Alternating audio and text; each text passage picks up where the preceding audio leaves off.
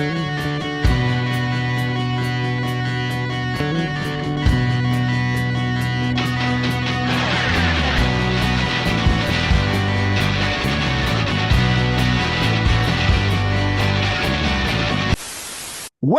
to another episode of The Breakdown. Now, I know some of you are probably looking at the title of this episode and they're going, "Oh, are we talking about the trans stuff again?" And the answer is, fuck yeah, we are. And the reason why I say that is because what's happening in the province of Alberta, while it is initially, he said, cautiously happening to a very small demographic, make no mistake, what we are talking about happening in the province of Alberta is the revocation of rights for a group of people, the removal of human rights for a group of people. We're talking about the revocation of healthcare rights. We're talking about the revocation of parental rights and parental choice rights. So all of the things that the UCP have said that they are passionate about protecting, they're passionate about protecting as long as you look a certain way, act a certain way, and fit a certain norm. Otherwise, they're coming for you. And that should be something that gives everybody some alarm.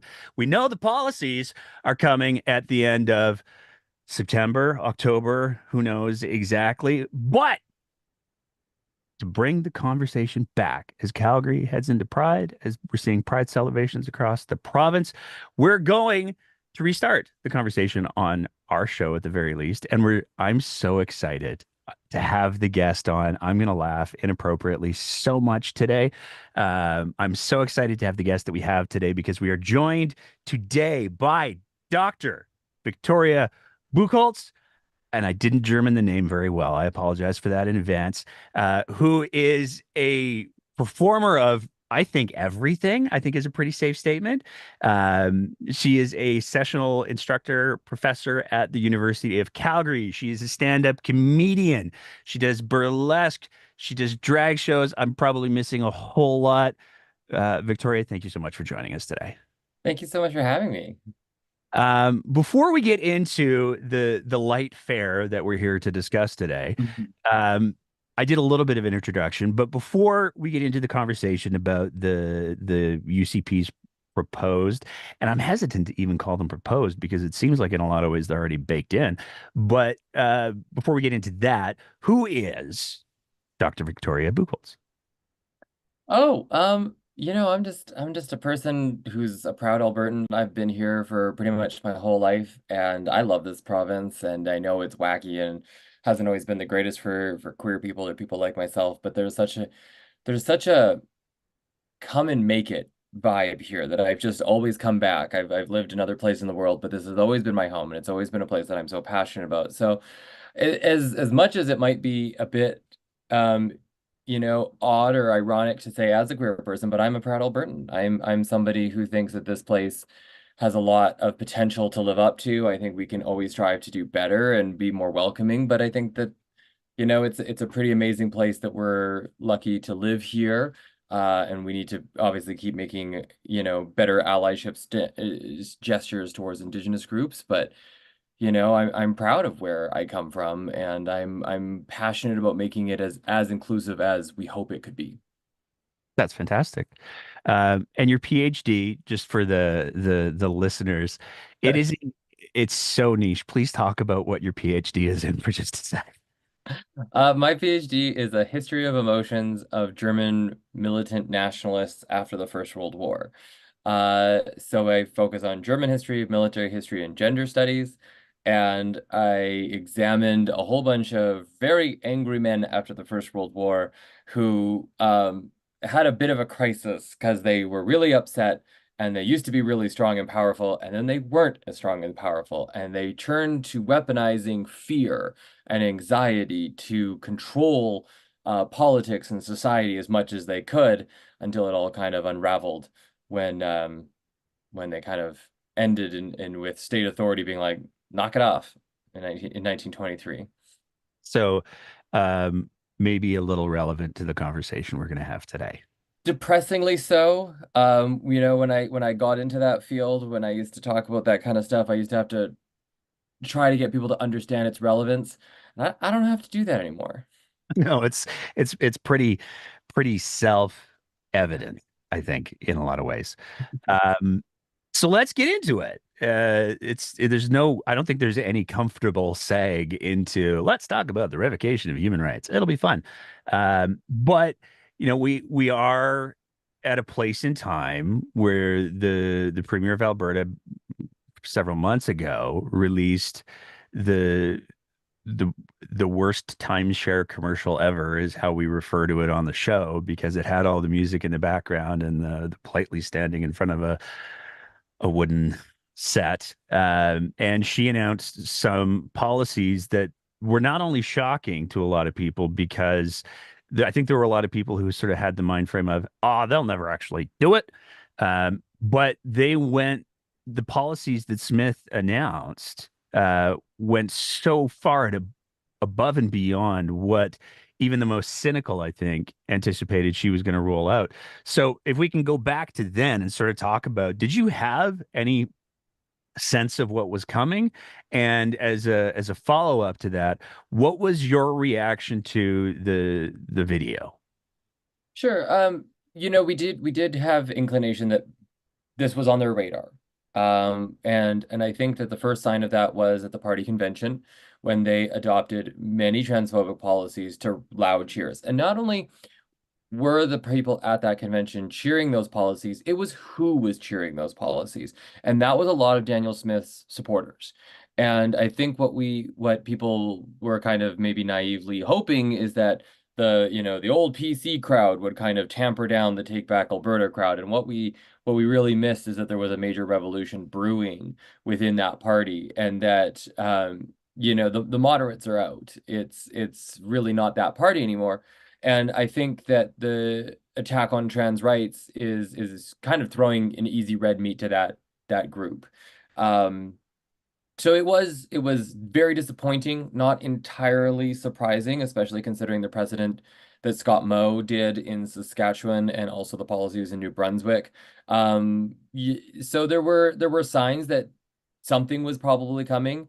To me, the most shocking part of it is actually the sport ban. That you have a lot of policies, and we've talked about this, and we've seen a lot of evidence from FOIP requests about how did these policies get created. There's nothing on the sports ban. For listeners who don't know, included in the policies regulating and restricting trans people's access to healthcare, particularly trans youth, they also just randomly at the end said no trans women are allowed to compete in sport as women. There's no documentation on this. There's no rationale for this. We're just attacking adults, people who have complete consent over whether or not they want to perform these kind of activities or not. Which kind of, to me, suggests that she's going back to her old standby, the spaghetti policy approach. She's throwing things against the wall and seeing what will stick. And what we're doing right now is trying to get as much spaghetti off the wall as possible. And anything that she does think stick, we're going to sue that spaghetti noodle as fast as you can. Yeah, and I mean, it's fascinating to me that whole conversation around the adult trans people in sports because that knife, to my perception, as the middle-aged cisgendered straight white dude. So I'll just sit over here with my peak privilege. But it strikes me that if you're going to say it's unfair for a trans woman to compete in women's sports because of inherent physical advantages. Well, I mean, it depends on how far we are in the process, and most sports groups have policies to address that. So, but the flip side of that would be if you're going to make a trans woman participate in men's sporting groups, um, I mean, one of the reasons why the people supporting these policies have lit themselves on fire, particularly when it comes to the hormone replacement therapy stuffs, is, well, it reduces bone density. Okay, so if it reduces bone density, then you're going to throw a trans woman who has presumably somewhat reduced bone density into male sports, and that's okay.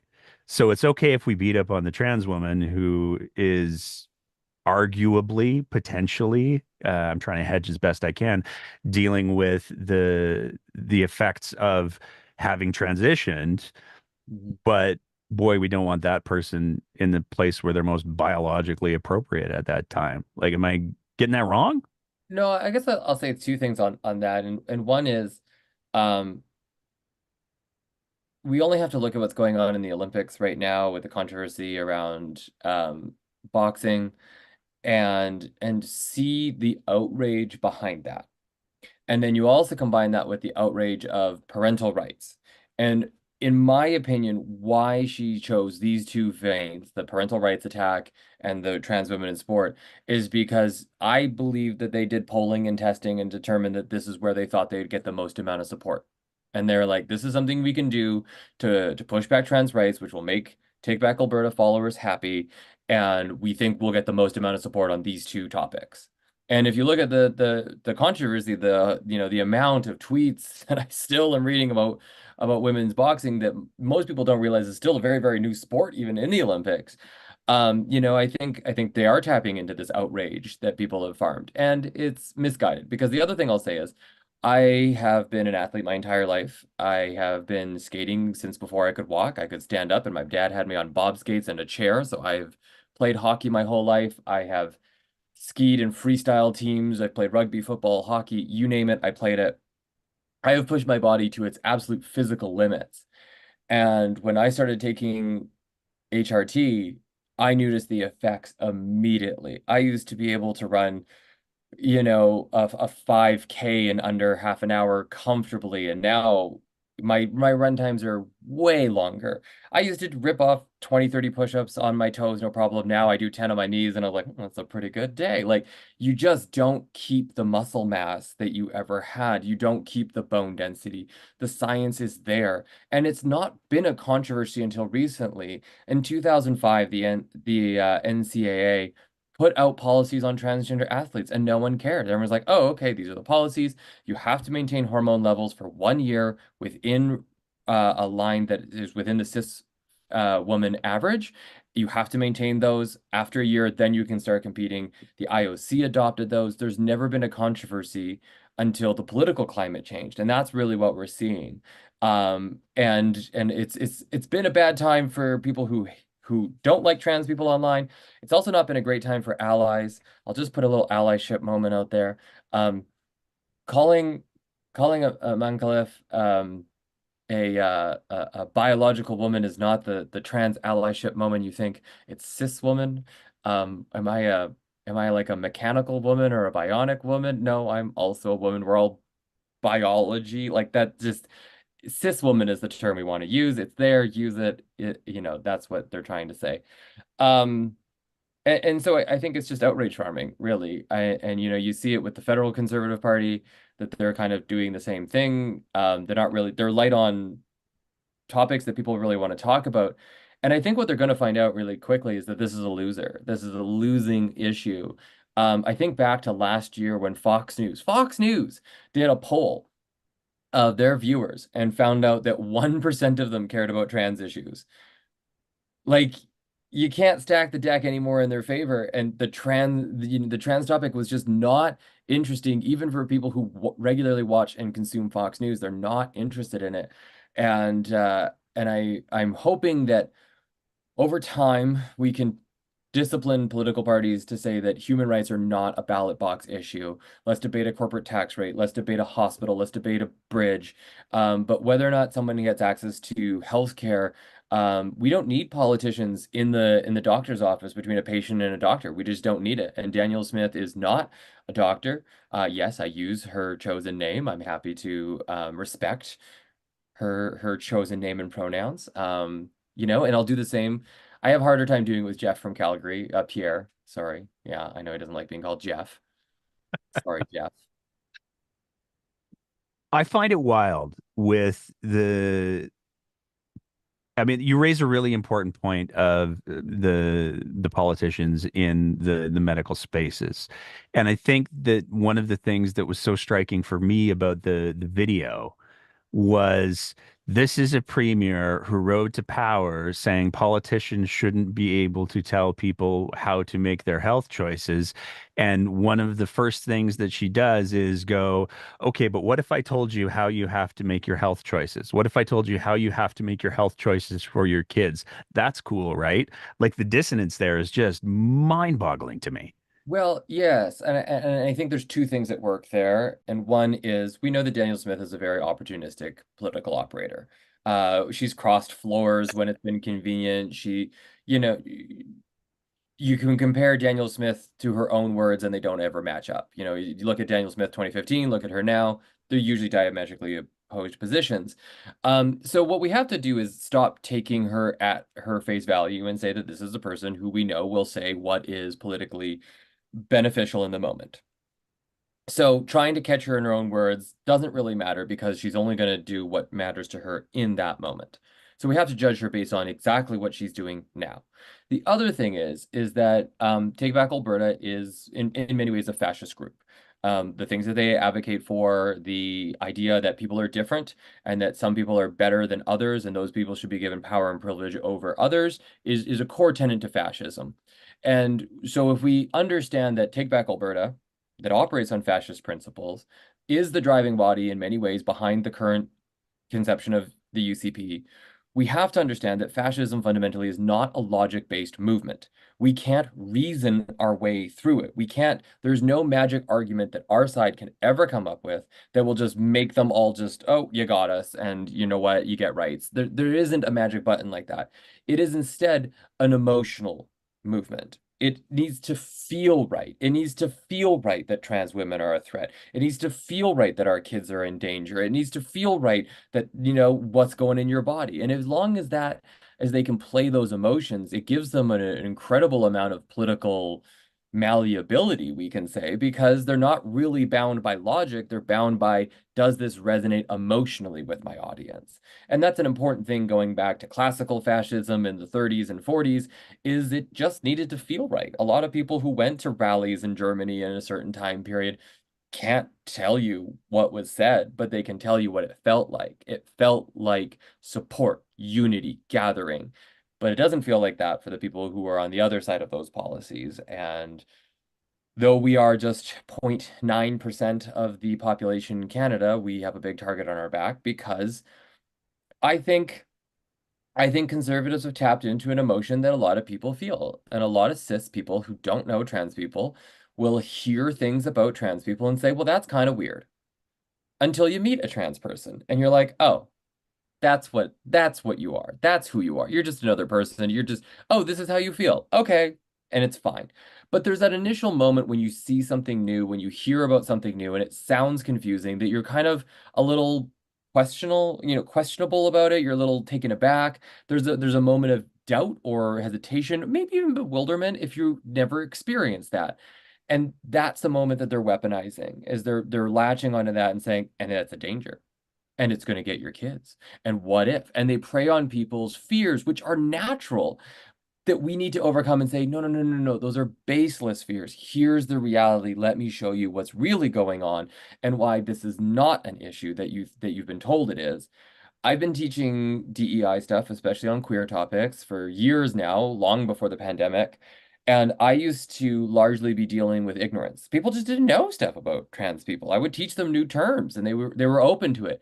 And now more often than not, I'm combating misinformation. And you can hear the dog whistles, you can hear the terms, the kids are in cat litter and all that they've heard these overwhelming stories. And the wild thing is, bringing up our kids using litter boxes.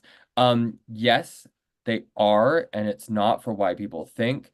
The litter boxes that were discovered in a high school in the United States were because schools were given those litter boxes because of how long kids can get trapped in rooms during active shooter drills, and there's nowhere to go bathroom because if they go to the bathroom in their halls and they could get shot.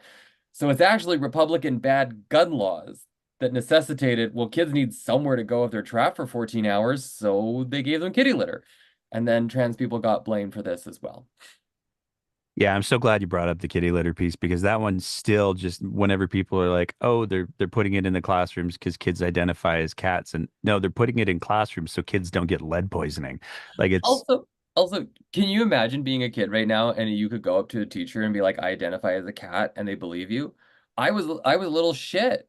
I would do it. I would be telling these teachers that I address, oh yeah, I identify as this. You better go make some crazy accommodation just to see what they would do. Like these conservative teachers are lighting their hair on fire with concern and worry, and they don't think that these kids might ever want to gas them up. Like, get it, kids, go for it. Make them look ridiculous because the kitty litter box story is absurd when you actually stop for a second and think about it. One of my proud parenting moments in my life was when these policies were first announced. My eldest came and said, I'm going to identify as something different every single day just to crash the system. And I was like, oh, I've raised you right. I have. Oh, I love civil disobedience is such a great way to mock absurd policies. And it's like, well, if you're gonna ask dumb questions, you're gonna get dumb answers. Yeah. So, and one other thing before we move on to we talked about the video, we talked a little bit about the policies before we move on to the air quotes consultation. One of the things that I want to just take a sec to highlight is you use the word fascism, and Hmm. there's a lot of people historically that have gone, oh, I don't know about that. And I think that there are certain terms that at certain times get overused. No Sure. question. People love to lean into the rhetoric. Hmm. Um, I myself, for the last, I mean, we've been doing the show for 6 years. For the first couple of years of the UCP government, people were using the word fascist, and I was like, my reaction was like, I don't know if we're there yet. I don't think we can say that yet. Hmm. And the people that I look to for, okay, is this that yet? Are the people who have the historical knowledge, or the people who are political scientists. And I think it's really important to highlight that it is not hyperbolic at this point to use that word. Dr. Jared Wesley has come out and used that word. We had and several other political scientists on the show who have said quite clearly that there is a creeping fascism that is in Alberta, period, full stop. And so if I think that we've crossed the threshold now comfortably, he said, to use the word as inappropriately as possible, that we are, there are elements of fascism for sure present in our provincial government. There are certainly fascist elements that are trying to influence the provincial government, and that's not hyperbole. And if we were to use any language short of that, then we would be doing a disservice to anybody who doesn't say like fascism, because if the house is on fire and you go, oh, maybe it's just glowing, and then five firefighters show up and they go, no, no, your house is on fire. You're like, no, no, it's mood lighting.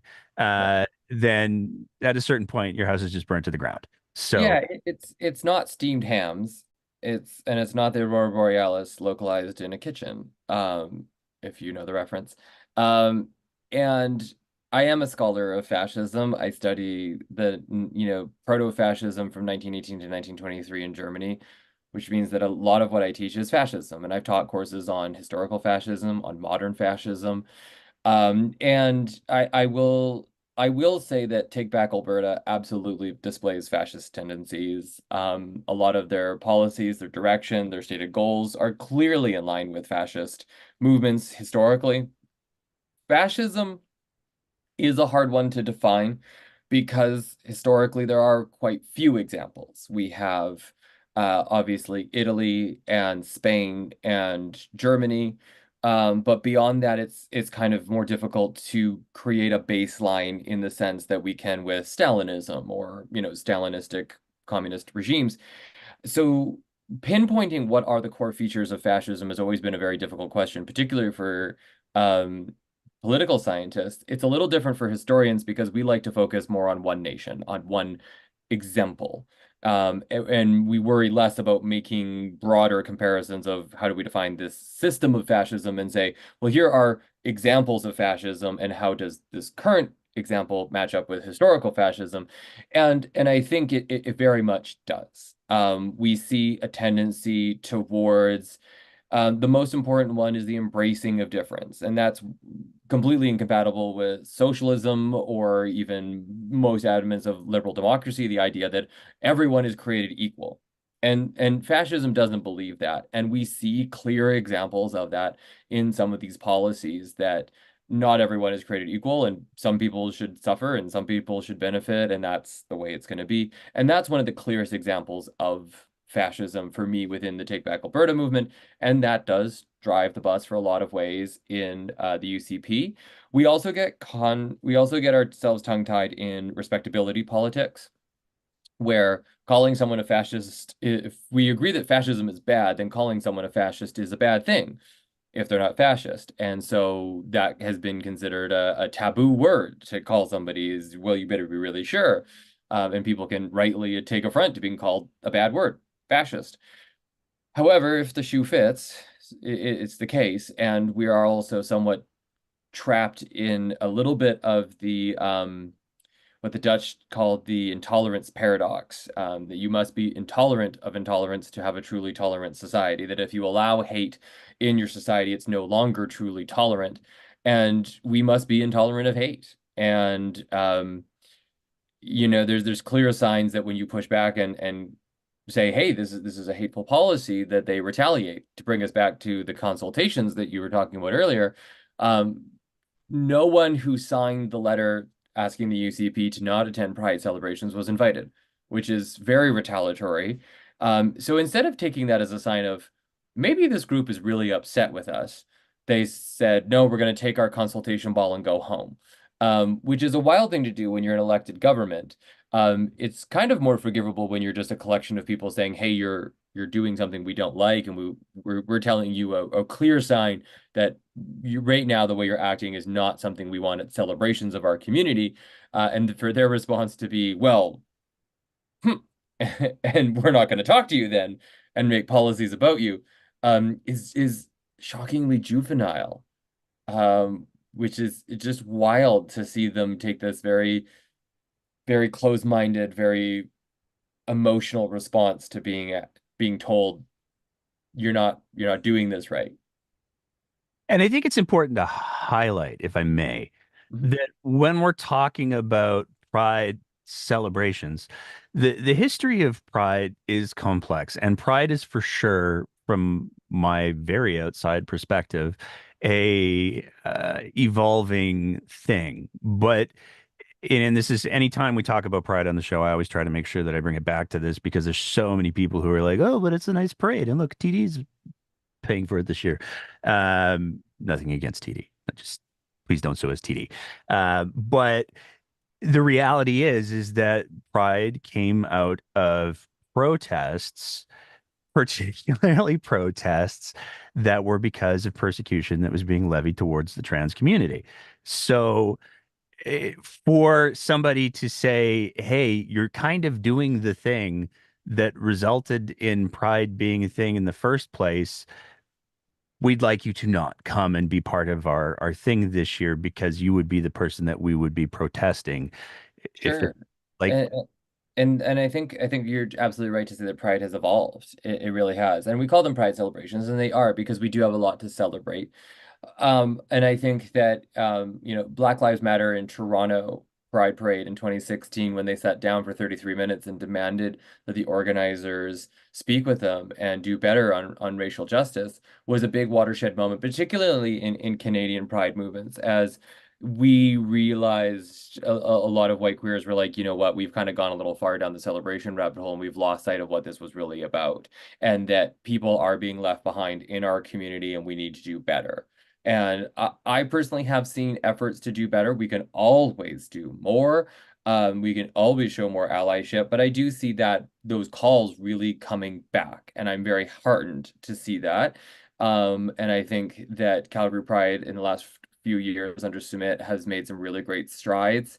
I see a lot of more Pride organizations doing more to include two spirits and more to include racial justice, because not only was Pride born out of pushback for trans rights, but it was also fundamentally intersectional, because it was police brutality, particularly against queer people of color, that sparked it. If we, there's the Stonewall riots, but also if we go back to the donut riots, if we go to the Compton cafeteria riots, these were in predominantly neighborhoods of color. That we were seeing these motions happen and this pushback happen. And so to divorce pride from the larger calls for justice that were happening in the 1960s and 70s is erroneous and ahistorical. And I think that pride was guilty of having some celebrations to because progress had been made. And it was kind of like, well, finally we're getting some real progress in the 90s and the 2000s. And maybe we're pride organizations were a little guilty of losing the sight of it. But I think that particularly 2016 was a watershed moment, and there are more work happening, better work happening. Always can be better, always can do more. It's still very white dominated. It's still needs to listen more and be more inclusive. And I think that people are trying now. Not everybody, it's not perfect, but I'm happier with what I'm seeing these days. Well, that's good. Progress is good, I think is a good way to Yeah, put a hopefully. line on that.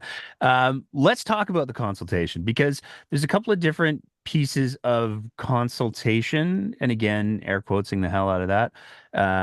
There was the let's go with initial rounds, which we FOIPed, and we're going to talk about those FOIP results and your take on those FOIP results in a bit.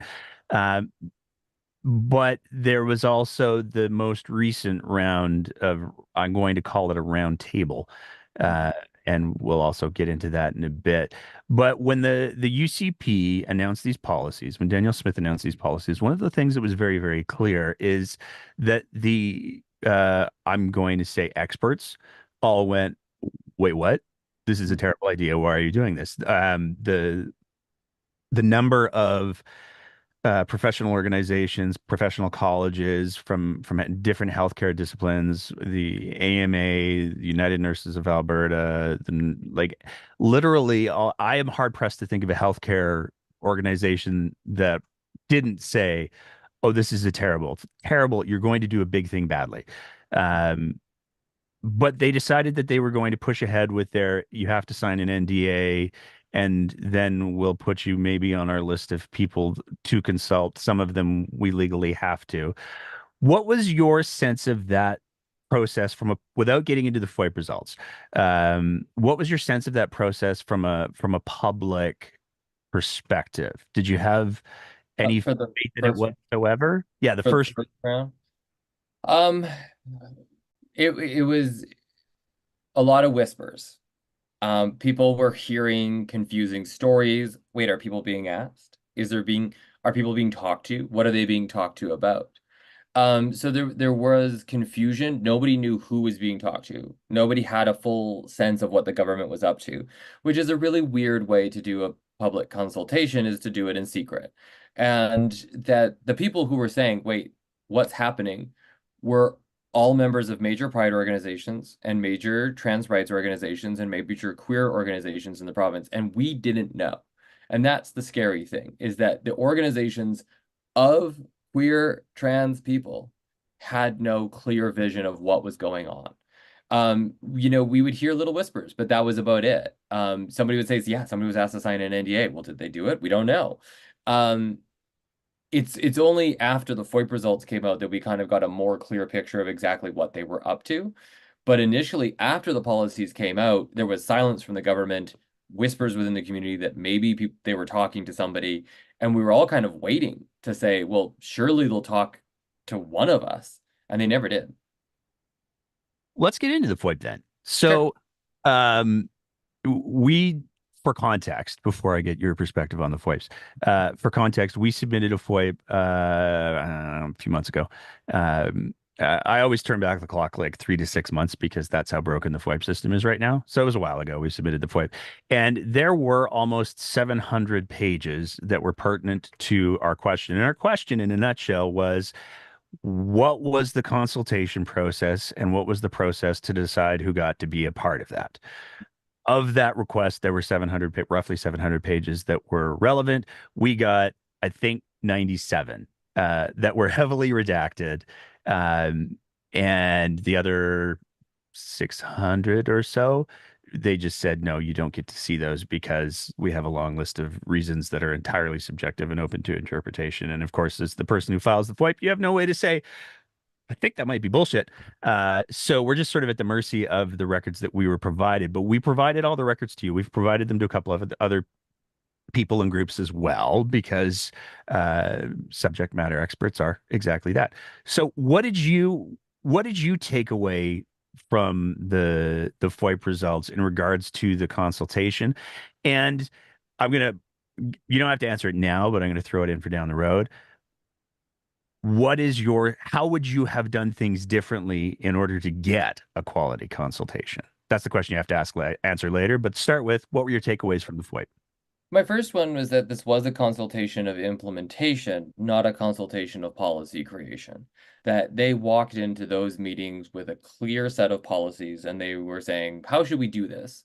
Not what should we do? So they were asking the wrong question because they'd already made up their mind. Before they began a consultation process, they knew exactly what they wanted to do. They had made up their minds.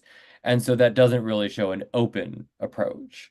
So that was very disappointing. I was shocked to see them spend almost $200,000 to do this, which was, kind of just a giant waste of money for something that doesn't even need to happen in the first place. It was very disappointing to see that all of the testimony had been redacted, and I know many of the people on that list that they were talking to, and by talking to them, I know that some of them did tell them outright, do not do this, walk away from this, this is terrible. I know a lot of people were very turned off by the NDA. Um, so it just shows more of the secrecy, more of the implicit understanding that they know people don't want this. And then the wild thing from reading the FOIP documents is that there's an explicit acknowledgement that people don't want this, that there are very clear lines in those documents that say trans families will see this as transphobic. They straight up say that families with trans youth will see these as anti-trans. And they're saying we're doing it anyways. And so that to me was shocking.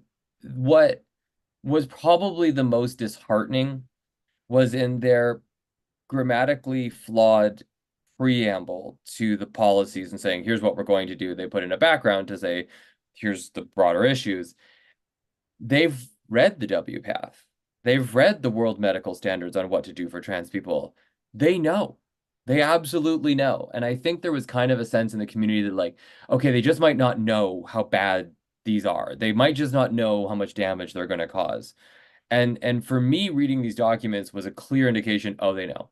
They know exactly what the medical community is saying to do, and they're saying, nope, we're going to make up our own minds. Them, not medical doctors, are just going to make decisions that feel right. And that was really scary to me, is that we kind of have lost hope that we can just educate them.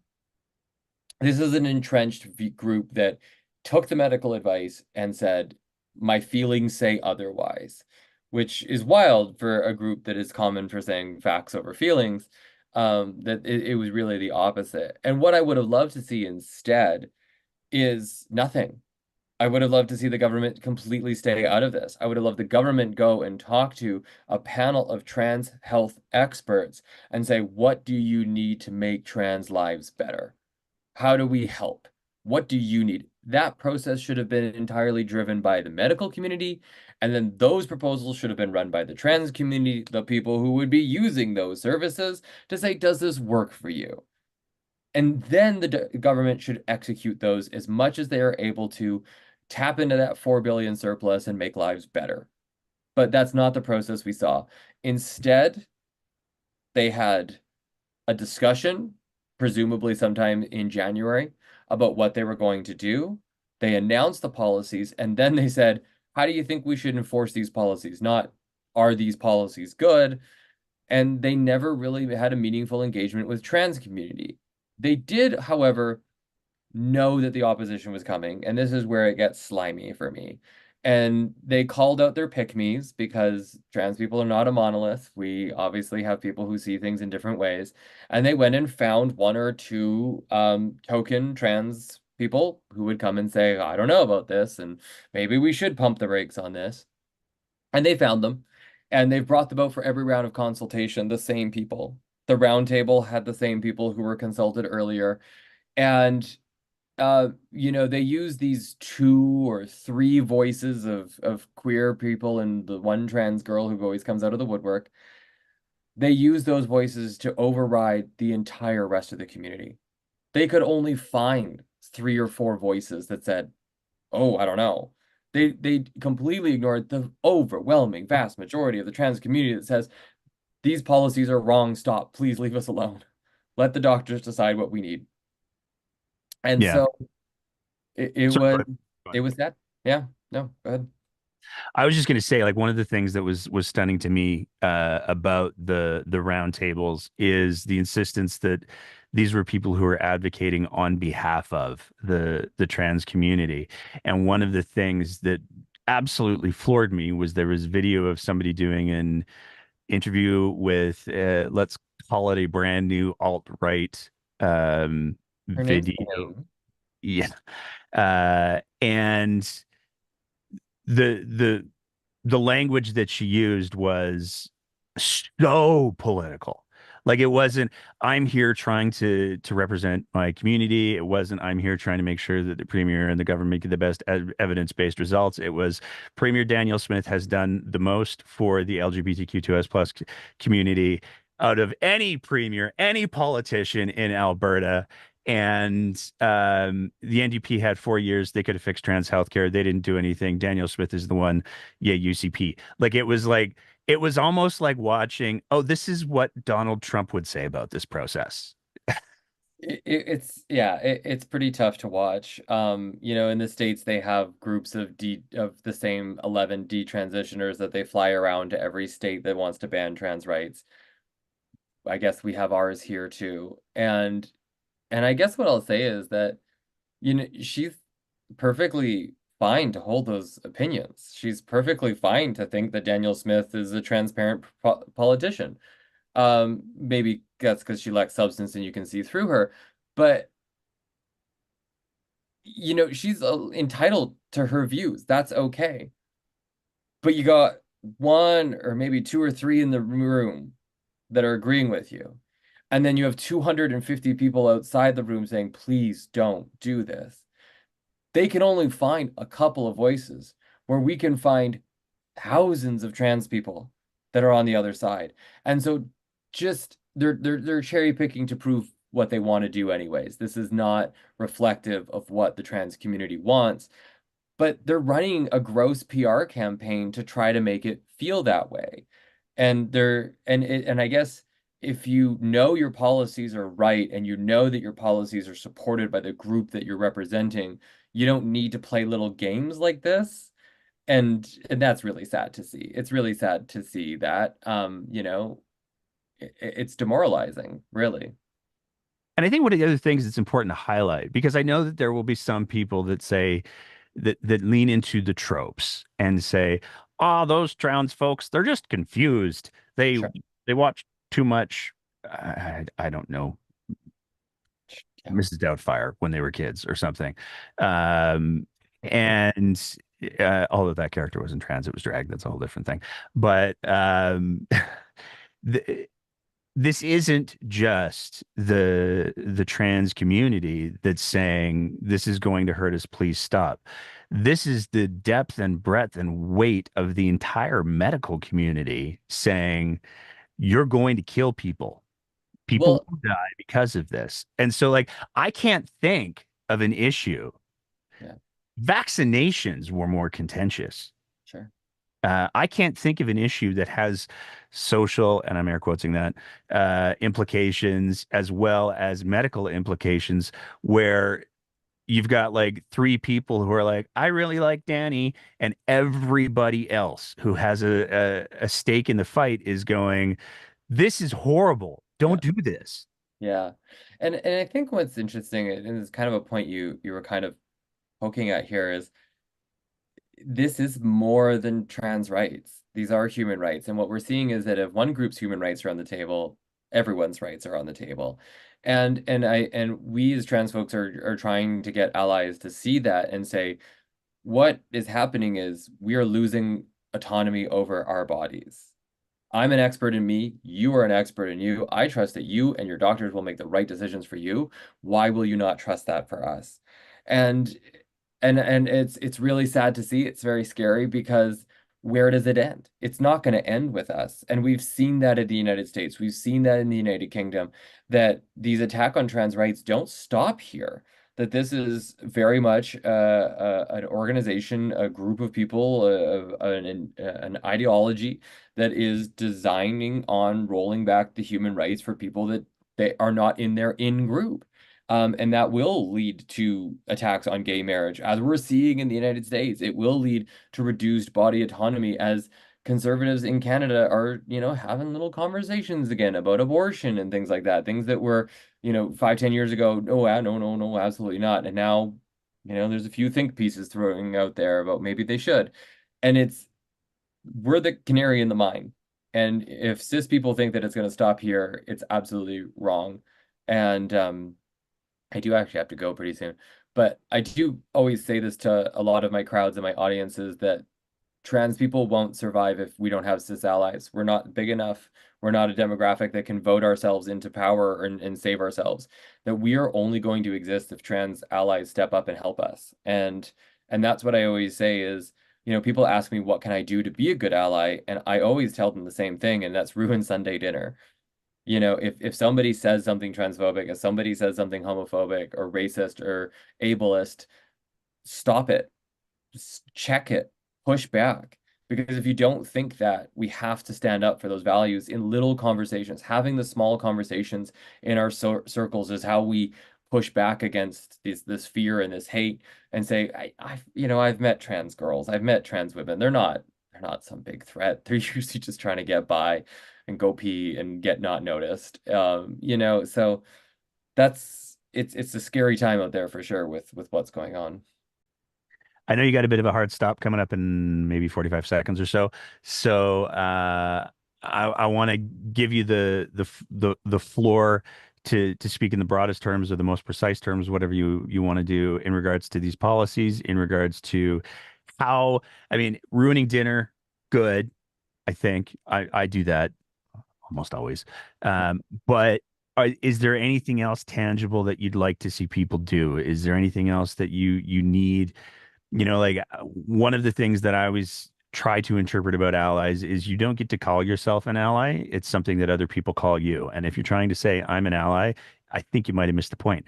But what can people do so people like you and the people in your community start to view them as allies? Well, there's a lot of things you can do to get into the fight. First and foremost is you can register with transactionalberta.ca. That gets you on our email list so you can find out about when we're holding rallies, when we're spreading information about our fight in the fall. The other thing you can do is you can sign Queer Momentum's petition. That's the federal organization that is providing support. Agal Canada has provided millions of dollars of legal aid to us, and they are committed to helping us if we have to go to court against the government. And that leads to the other thing is Skipping Stone. We are so blessed in this province to have Amelia and Lindsay and the amazing team over there at Skipping Stone. They do so much. They helped me on my journey.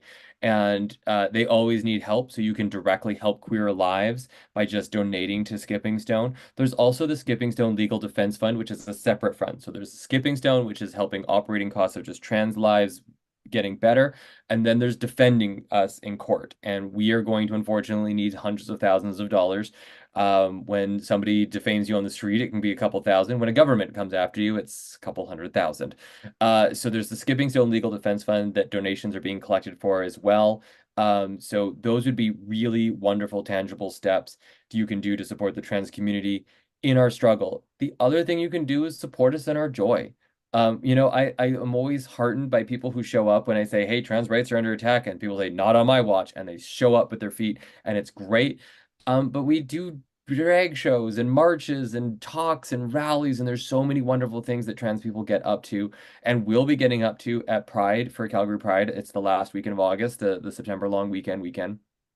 Um, and we'd love to see you come celebrate with us, and have a great time and get to meet trans people and queer people, would be another amazing thing. And sometimes allies think that like, well, just if I just went to a cabaret show and there's a bunch of trans performers and I just bought a ticket and had a good time, is that really being an ally? Yes.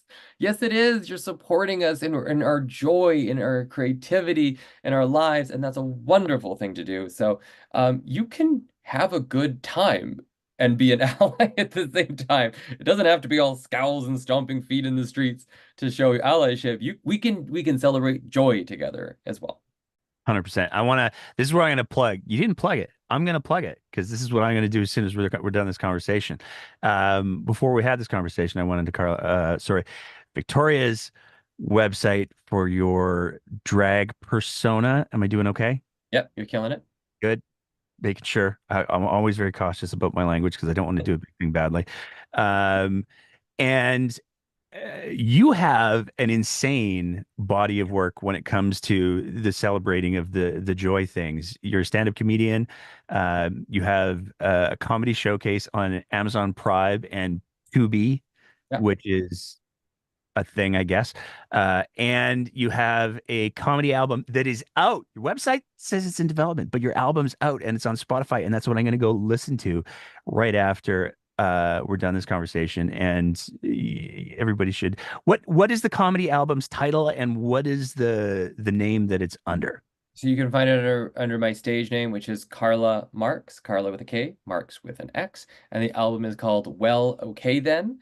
And I am excited that I will be recording a second album in January. So that is the first album is up on Spotify and Apple Music, and also a very prominent streaming service in India, which I did not know about until I had some very nice people from India say, this album is amazing. And I was like, well, I had no idea that that would happen. It was just the package that promotional guys, they put it out there. So it's doing well. It's great.